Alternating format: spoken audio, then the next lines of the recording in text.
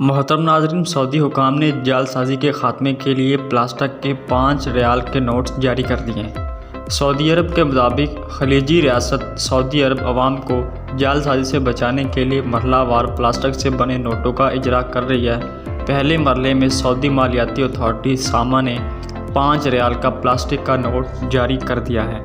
Saudi हुकाम का मज़ीद कहना था कि नए करेंसी नोट पॉलीमर से बने हैं, जिनकी लागत पेपर नोटों से खातर ख्वाह कम है और ये तवील अरसे तक काबिल इस्तेमाल भी रहेंगी। सामा का मज़ीद कहना था कि पॉलीमर से बने नोटों में सिक्योरिटी खसूसियात भी मौजूद है, जिस बायस नए नोटों में जालसाजी नहीं हो सकती, जबकि इसमें सिक्योरिटी हादसे लगाए भी मुमकिन नहीं है।